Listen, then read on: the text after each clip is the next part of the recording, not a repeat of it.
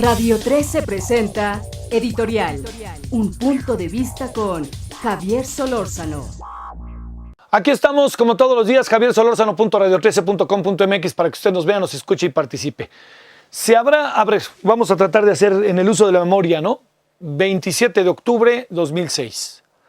El tema era la elección después de la elección, parafraseando a Fito Páez, ¿no? El amor después del amor, la elección después de la elección. Y estábamos en un asunto muy importante que no se puede olvidar en el estado de Oaxaca, particularmente en la capital, derivado de un conjunto de inconformidades, encabezada la inconformidad por un grupo denominado como la APO, ¿sí? Ese 27 de octubre, un grupo de manifestantes entró en una calle, en una zona céntrica de la capital, de la bella capital oaxaqueña, y entre ellos iba un periodista de nombre Brad Bill, de estos periodistas que no son el encargado de la cadena de televisión grande o pequeña que está cubriendo la información o de radio. Ni tampoco el corresponsal. Era un hombre que había ido creando poco a poco un sitio en internet e informaba y mandaba sus imágenes a través precisamente de este elemento, y también cumplía corresponsalías para algunos medios de comunicación significativos en Estados Unidos y en Canadá, e incluso en Europa. Brad Bill, un hombre de más de 30 años, estaba ahí desde el principio. Fue conocido como el Güero. Decían, ahí viene el Güero, le decían, ¿no? Y él iba siempre con su cámara, iba filmando y se metía en todos lados. Ese 27 de octubre fue asesinado. La información desde el principio, créame, fue brutalmente confusa. ¿Usted lo recordará? Recordará esas escenas en que Brad Bill está en vilo, lo van cargando y aquí claramente se ve, le abren la camisa para que los propios que estaban cerca de él vieran que le habían dado un balazo, que no era una invención. Entonces, la versión inicial fue que lo habrían matado gente cercana a él físicamente, que le habían metido un balazo y que incluso cuando se le iban llevando se oyó una detonación más en donde a él también esa detonación le habría dado y entonces habría tenido un balazo aquí y otro aquí. Lo subieron a un coche, fueron escenas verdaderamente dramáticas, patéticas, horrorosas, diría yo. Lo subieron al coche y se lo llevaron y cuando llegó al hospital estaba muerto. En esta cabina donde grabamos, donde hacemos nuestro noticiario, aquí, sentaditos, estuvo el papá de Brad Bill, la mamá de Brad Bill, un amigo de Brad Bill, y allá recuerdo muy bien que estuvo la hermana de Brad Bill. Platicamos largamente. Ellos, pues con el dolor, decían, pues no entendemos qué pasó, pero venimos a escuchar y a que nos den explicaciones. Esto fue inmediato de la muerte. Después de que se lo llevaron a Estados Unidos, lo enterraron, todas estas cosas que son, uno lo sabe, brutalmente dolorosas, duras para las familias, para cualquier ser humano. Y yo diría, aunque no sea mi familiar, el hecho de ver eso, no puede uno perder la capacidad de asombro, caramba. Bueno, ¿a dónde fueron? Nadie, créame, a dónde fueron casi nadie dio una explicación sensata. Entonces pasó el tiempo, muy mexicano, pasó el tiempo, y la Comisión Nacional de Derechos Humanos le pidió a la Procuraduría que atrajera el caso. Tardaron 6 meses en atraer el caso. Usted lo sabe muy bien. Asunto que no se define en lo inmediato de esta naturaleza, inmediatamente se borran las pruebas, desaparece la gente y no hay manera. Recuerde, asesinato de Luis Donaldo Colosio, a los 2 días ya tenían casi puesto una biblioteca ahí en Lomas Taurinas, caramba. Uno tiene que investigar rápidamente, si se quiere. Si no se quiere, no. El gobierno del estado fue reticente, pero según la Comisión Nacional de Derechos Humanos, fue abriendo su información y esto permitió que la comisión investigara largamente. La comisión hizo su chamba, la Procuraduría General de la República atrajo el caso 6 meses después. ¿Por qué 6 meses después? Era un asunto así, ¿no?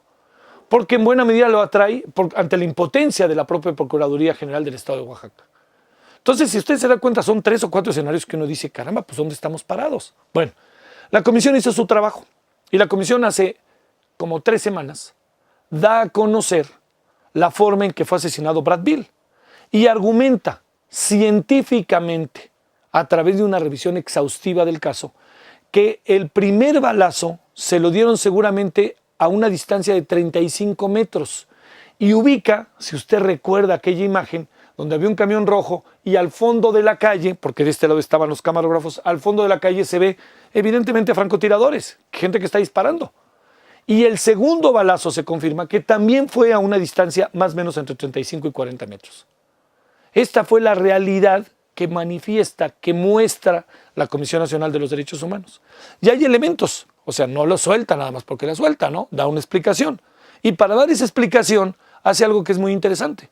La Comisión Nacional de los Derechos Humanos dice, a ver, yo ubico científicamente el asunto, traigo peritos, traigo científicos, pero no solamente eso, tengo pruebas de que como queda el tiro de la cámara, él trae una cámara, como queda la cámara, por la forma en que él cae cuando viene el balazo, indica que el movimiento de él y de la cámara hacia uno de los lados claramente establece que el balazo venía de esta línea, por decirle algo.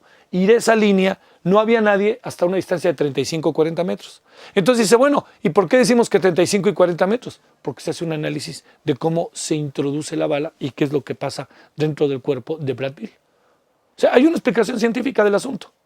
Aparece entonces, después de hace 3 semanas, estos días, la Procuraduría, y dice que 1000 cosas, dice la Procuraduría. Pero la Procuraduría, todo lo que hace, lo hace con base a dichos, con base a me dijeron. Incluso le preguntan a los funcionarios y dicen, bueno, nosotros no tenemos mucha información, pero la Procuraduría General de la República lo da como un hecho contundente. ¿De qué se trata? Pues yo le diría, pues ¿por qué no la Procuraduría General de la República, con todos los instrumentos a su alcance que no tiene la Comisión Nacional de los Derechos Humanos, pues ¿por qué no hace una investigación seria? No lo digo yo, lea usted las declaraciones de los funcionarios. Bueno, no tenemos toda la información, está con base a dichos. Bueno, no pueden reaccionar así ante el asesinato de una persona.